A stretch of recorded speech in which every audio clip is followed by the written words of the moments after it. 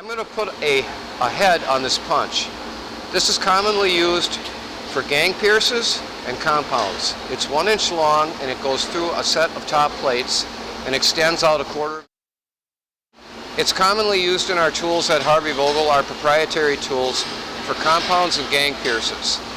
In itself, it's wire burnt, but it yet to have a head put on it. The head will keep it from coming through the plates and it will back up to our retainer. This is handwork and this is how it's done.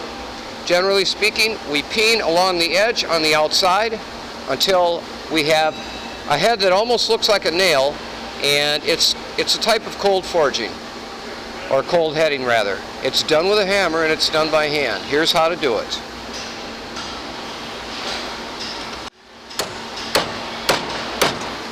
All right.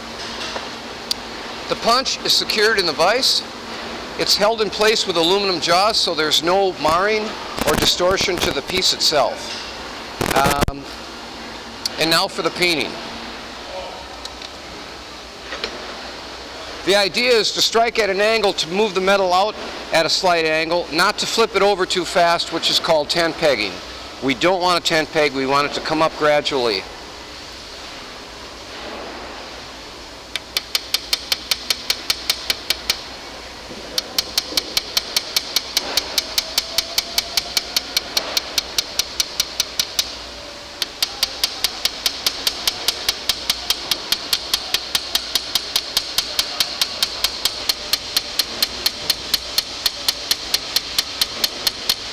Notice how the metal moves out at a slight angle.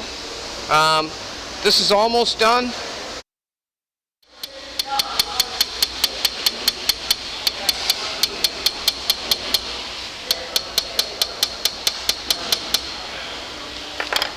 That will just about do it. Notice a light hammer works better for this type of work.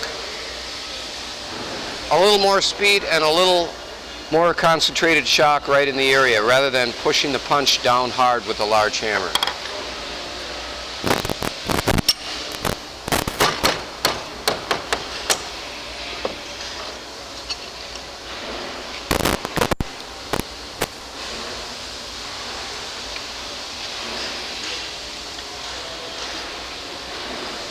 Now the head, you can clearly see that there's a head on there at a slight angle all the way around.